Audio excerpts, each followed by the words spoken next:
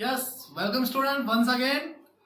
So today's topic is you know very well about uh, tense is going on. So today we will start next tense which is present continuous tense. Okay.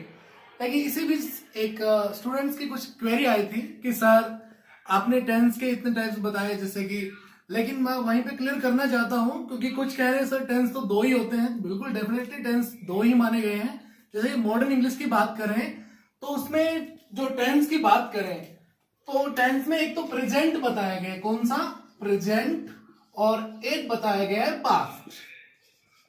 आपने मार्टिनेट की Thomson मार्टिनेट की books में देखा होगा, उन्होंने भी इसका mention किया है कि टेंस दो ही है, लेकिन जो थर्ड अपने पढ़ते हैं वो कौन सा फ्यूचर, वो टेंस ना होकर क्या होता है टाइम।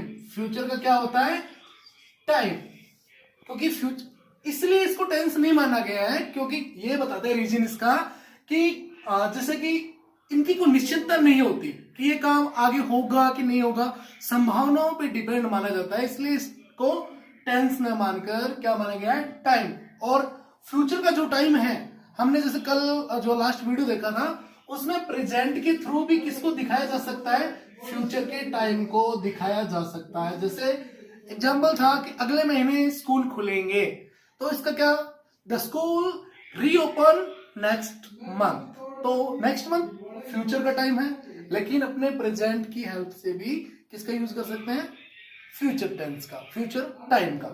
जैसे और एग्जांपल की बात करें, जैसे कि मैं अगले महीने अगले साल एक नई दुकान खोलूंगा, इसको ऐसे यूज करना हो तो I am going to open a new shop next year, तो इसमें क्या हो सकता है फ्यूचर का टाइम प्रेजेंट से भी दिखाया जा सकता है। तो आपको कंफ्यूज होने की जरूरत नहीं है कि टेंस कितने होते हैं। टेंस एक्चुअल में दो होते हैं मॉडर्न इंग्लिश के अकॉर्डिंग, लेकिन आपका जो थर्ड जो फ्यूचर अपने पढ़ेंगे सेम पैटर्न के अकॉर्डिंग पढ़ेंगे। जैसे अपने प्रेजेंट के करेंगे, पास्ट के करेंगे, वैसे ही फ्यूचर के भी करेंगे, क्योंकि इसी के अकॉर्डिंग आपके क्वेश्चन पेपर में जो क्वेश्चन आते हैं वो इसके अकॉर्डिंग पूछे जाते हैं। और आपको जिस तरीके से मैं कराऊं वैसा ही आपको क्यों करना होगा, उससे बिल्कुल डेफिनेट आपको हेल्प मिलेगी। करेक्ट फॉर्म द वर्ब के टॉपिक में बिल्कुल हेल्प मिलेगी।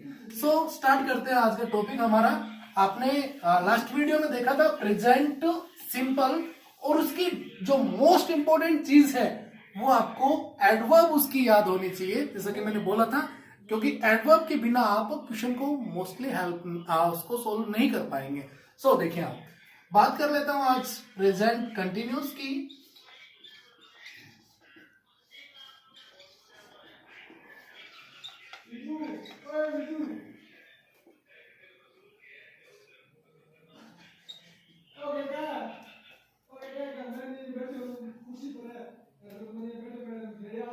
प्रेजेंट कंटिन्यूस इसकी बात करते हैं, इसमें क्या चीज होती है। सबसे पहले मैंने आपको इसकी एडवर्ब बतानी है। क्या है एडवर्ब, क्योंकि एडवर्ब से अपने पहचान करेंगे कि टेंस कौन सा है, और क्वेश्चन भी किस तरह से आता है वो भी अपने लास्ट वीडियो में डिस्कस किया, अभी भी करेंगे। एडवर्ब की बात करें, स्टिल एक तो याद रखेंगे, स्टिल एक याद रखेंगे, नाउ एक याद रखेंगे, eight this time, at this time, at this moment, eight this moment,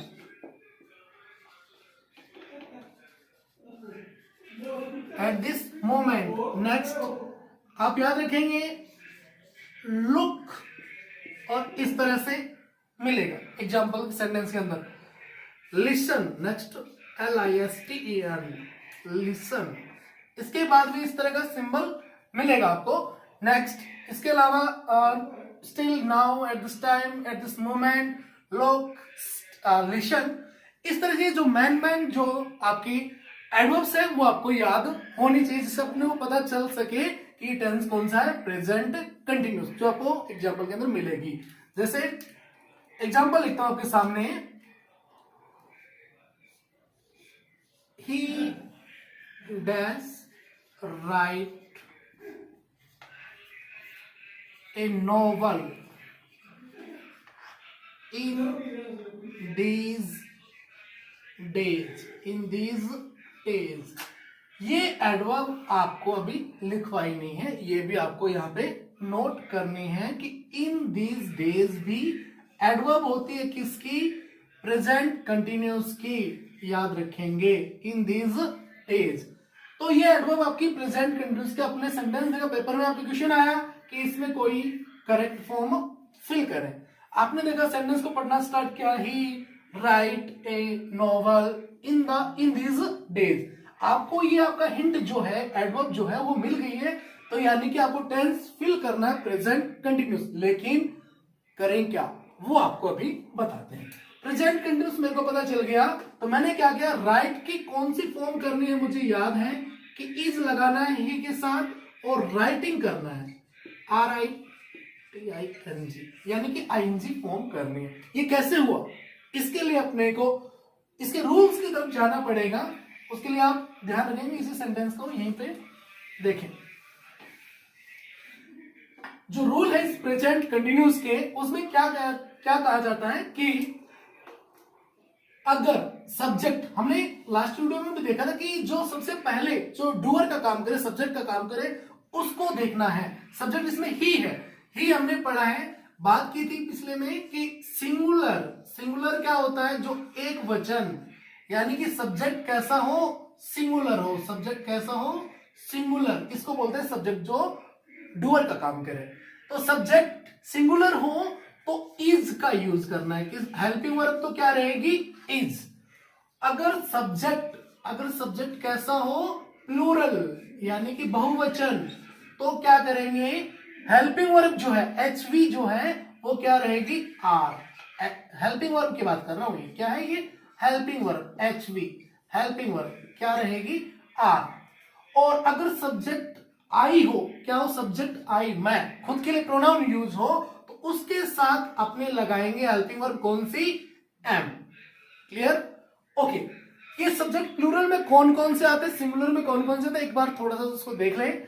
subject singular में जैसे बात करें अपने, ही होता है, कौन सा, ही होता है, सी, ही, सी। किसी का कोई नाम, राम, श्याम, गीता, सीता, कोई भी सिंगुलर एक वचन नाम हो, उसको भी इसी के अंदर रखेंगे। इसके अलावा जैसे इट को भी इसके अंदर डालेंगे। इसके अलावा सब्जेक्ट प्लूरल की बात करें, प्लूरल में कौन कौन से आते हैं, यू को प्लूरल मानना है, यू के साथ आर लगाना है, सिंगुलर भी होता है प्लूरल भी होता है, यू के साथ आर लगाना है, दे के साथ भी क्या लगाना है, आर लगाना है, या बहुवचन बहुत वी हो उसके साथ भी क्या लगाना, आर। और इसके अलावा बहुत सारे नाम्स दिए हो, सब्जेक्ट के रूप में नाम्स भी बहुत सारे हो सकते हैं, जैसे यहाँ पे ही नहीं दिया होता, यहाँ पे दिया होता राम एंड श्याम, तो ये सब्जेक्ट कैसा हो जाता, दो जने हैं तो प्लूरल हो जाता, तो यहाँ पे इसके साथ क्या लगता, आर, क्योंकि प्लूरल में क्या होगा, आर लगेगा। क्लियर, हेल्पिंग वर्ब कौन कौन से आएगी, आप वापस वीडियो को देख लेना कि सब्जेक्ट सिंगुलर के साथ तो इज आएगी, सिंगुलर में कौन कौन से होते हैं ये देख लिए, प्लूरल के साथ आर आएगी, कौन कौन से होते हैं वो आप देख लें, और आई जो है उसके साथ क्या आएगी, एम हेल्पिंग वर्ब आएगी। दूसरी बात, इसकी फिर मैन वर्ब कौन सी आएगी, MV, मैन वर्ब कौन सी आएगी, इसकी मैन वर्ब जो आएगी, मोस्ट इंपोर्टेंट बात है, वर्ब की फर्स्ट फॉर्म के साथ क्या आएगा, ING। जितने भी कंटिन्यूस टेंस पढ़ेंगे, चाहे प्रेजेंट पढ़े, चाहे पास्ट पढ़े, चाहे परफेक्ट कंटिन्यूस पढ़े, सभी में मैन वर्ब कौन सी आती है, वर्ब की फर्स्ट फॉर्म के साथ ING आएगा। Clear, okay. अगले नेक्स्ट एग्जांपल अपन देखते हैं, इससे सीखेंगे। ये आपने देख लिया होगा, इसको नोट भी कर लेना, अभी रफ कर रहा हूं।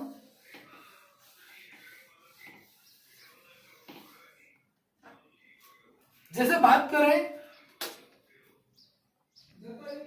They play cricket with their friends at this time, ये एक सेंटेंस आया आपके पेपर में, मान लीजिए ये सेंटेंस आया है कि दे, ब्रैकेट में दिया है, play cricket with their friends at this time.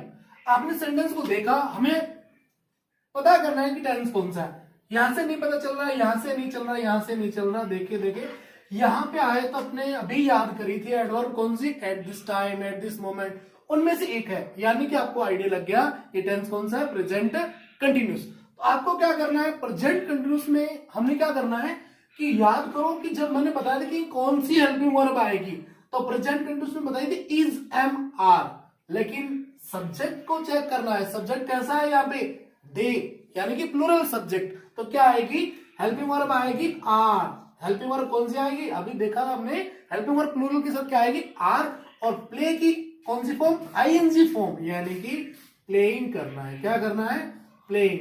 तो इसका आंसर जो करेक्ट होगा वो क्या होगा, they are playing, they are playing. ये आंसर इतना ही पेपर में आपको करना होता है। इसके अलावा और बात करें इसकी, जैसे आप नेक्स्ट एग्जांपल देते हैं कि सी कुक फूड नाउ। हमने देखा सी लिखा है, कुक लिखा है, और जो ब्रैकेट में वर्ब लिखी है, फूड लिखा है, नाउ लिखा है।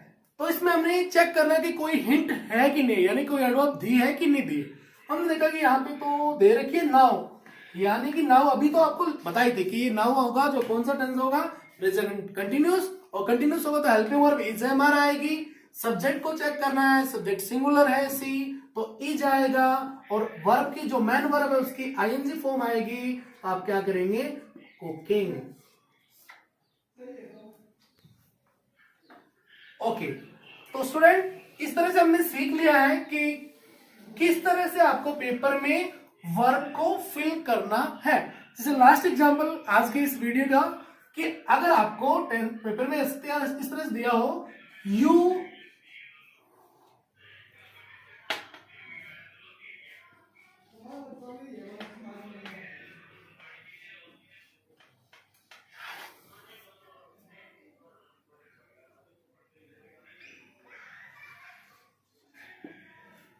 ये अगर सेम का सेम एग्जांपल आ जाए आपके सामने पेपर में, नाउ यहाँ पे हमने चेक करना है, क्या पूरे सेंटेंस को पढ़ना है।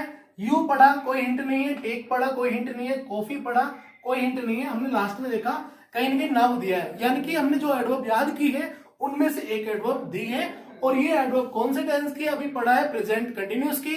और प्रेजेंट कंटिन्यूस में हेल्पिंग वर्ब कौन कौन सी आती है, इज, एम, आर, याद रखना, इज, एम, आर। यू कौन से में आना है, प्लूरल में आएगा कि सब्जेक्ट सिंगुलर में आएगा, हमने अभी बात की थी कि उसको प्लूरल में मानना है, और उसके अकॉर्डिंग क्या लगानी है, आर लगानी है। और वर्ब की कौन सी फॉर्म, कंटिन्यूस, कोई सा भी टेंस हो हमेशा आईएनजी फॉर्म लगानी है, तो क्या लगाएंगे, टेकिंग। तो इस तरह से स्टूडेंट्स आप लोग प्रैक्टिस करते रहे घर पे। तो इसके अलावा एक छोटा सा वीडियो 2-3 मिनट का और डालूंगा, जिसमें आपको सभी तरह के पैटर्न जो है सब्जेक्ट के इन तरह से वो बताऊंगा अभी। थैंक यू, आज के लिए बाय।